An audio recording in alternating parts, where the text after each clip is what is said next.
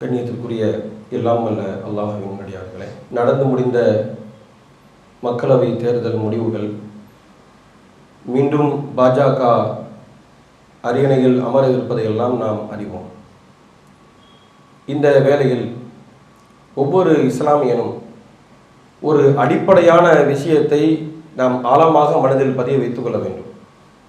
இந்த தேர்தலுக்கு முன்னால் அதனுடைய முடிவுகளெல்லாம் அறிவிக்கப்படுவதற்கு முன்னால் நம்மில் பலருடைய எதிர்பார்ப்பு மீண்டும் இந்த பாசிச சக்திகள் ஆட்சியில் அமர்ந்துவிடக்கூடாது, இந்த நாட்டினுடைய இறையாண்மை பாதுகாக்கப்பட வேண்டும் என்று சொன்னால் இந்த நாட்டினுடைய சிறுபான்மையின மக்களுடைய வழிபாட்டு தலங்கள், அவர்களுடைய வழிபாட்டு உரிமைகள் எல்லாம் பாதுகாக்கப்பட வேண்டும் என்றால் இவர்கள் மீண்டும் வந்துவிடக்கூடாது என்று நாம் ரொம்ப ஆவலோடு எதிர்பார்த்தோம்.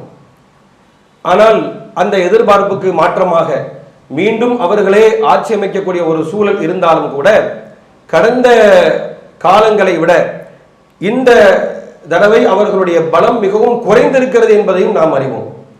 எந்த அளவிற்கு என்று சொன்னால், மிக பெரும்பான்மை என்று தங்களை பீற்றிக் கொண்டு இருந்தவர்கள் இப்பொழுது ஒரு கையாலாகாதவர்கள் என்று சொல்லக்கூடிய அளவிற்கு, அதாவது பல்லே இல்லாதவன் கையில ஒரு நல்லி எறும்பு கொடுத்து கடிக்க சொன்ன கதையாக இன்று அவர்களுடைய கதை மாறி இருக்கிறது.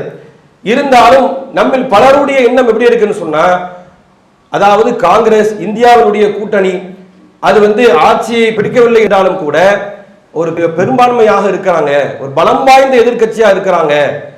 இனிமேல் இவர்களுடைய பிஜேபியினுடைய கூட்டத்தை அடக்குவதற்கு இவர்களுடைய கையில் பிடிமானம் இருக்கிறது என்றெல்லாம் நாம் விரும்புகிறோம், ஆசைப்படுகிறோம். அதில் மாற்று கருத்து இல்லை.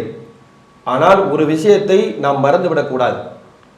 இஸ்லாமியர்களாக இருக்கக்கூடிய நம்மை பொறுத்தவரையில் நமக்குரிய பாதுகாவலர் இந்த தேசத்தில் அது காங்கிரஸ் இந்தியா கூட்டணியும் கிடையாது, இந்த பிஜேபியும் கிடையாது. இஸ்லாமியர்களுக்குரிய பாதுகாவலர்கள் யாருன்னு சொன்னால் நம்மை படைத்த இறைவன் மட்டும்தான். நாம என்ன நினைச்சாலும் சரிதான், இவர்கள் வந்துட்டார்கள், இவர்கள் பெரும்பான்மை ஆயிட்டாங்க, இனிமே இஸ்லாமியர்களுக்கு நல்லது நடந்துடும் அப்படின்னு நம்ம சொல்ல முடியாது. அதில் எது வேண்டுமானாலும் நடக்கலாம். பொதுவாக நாம் நினைக்கக்கூடிய எதுவாக இருந்தால் நாம நினைக்கிறது ஒன்று நடக்கிறது ஒன்றா இருக்கும் இல்லையா? ஆனா நாம சில விஷயத்த நல்லதே நினைச்சு நம்ம எல்லாருமே அதை விரும்புவோம். ஆனா அதுல சில தீமைகள் இருக்கும். அல்லாஹ் தன்னுடைய திருமறை குர்ஆன்ல சொல்லி காட்டுகிறான், நீங்கள் விரும்பக்கூடிய சில நல்லவைகள் என்று நீங்க நினைப்பீர்கள், அதுல உங்களுக்கு தீமை இருக்கும். நீங்க எதை தீமை நினைக்கிறீங்களோ அது நன்மைகள் இருக்கும்.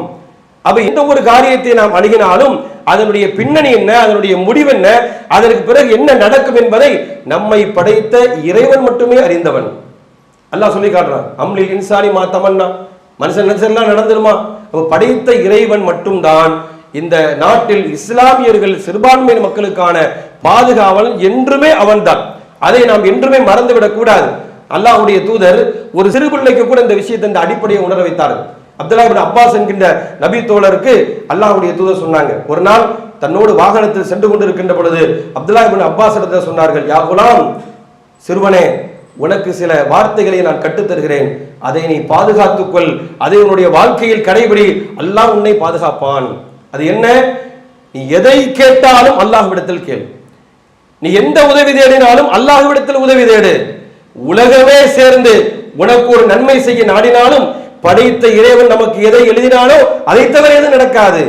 இந்த உலகமே சேர்ந்து நமக்கு ஒரு தீமையை நாடினாலும் படைத்த இறைவன் எதை நமக்கு விதியாக ஆக்கினானோ அதை தவிர எதுவுமே நடக்காது. இந்த அடிப்படையை என்றைக்குமே நாம் மறந்துவிடக் கூடாது. அல்லாஹு கைருன் ஹாஃபிதா, இந்த இஸ்லாமியர்களுக்கு இறைவனே சிறந்த பாதுகாவலன். அப்ப இந்த தேசத்தை யார் ஆண்டாலும் சரிதான், எந்த கட்சிகள் எந்த சக்திகள் ஆண்டாலும் சரிதான், எல்லா காலங்களிலும் உலகத்தை பாதுகாக்கக்கூடிய இறைவன் தான் இஸ்லாமியர்களுக்கும் சிறுபான்மை மக்களுக்கும் பாதுகாவலர் என்கின்ற இந்த நம்பிக்கையில் உறுதியாக இருந்து நாம் எல்லா நேரத்திலும் இறைவனையே சார்ந்து இருக்கக்கூடியவர்களாக இருக்க வேண்டும். அப்படிப்பட்ட நன்மக்களாக வல்ல இறைவன் உங்களையும் என்னையும் ஆக்கி அருள் புரிவானாக.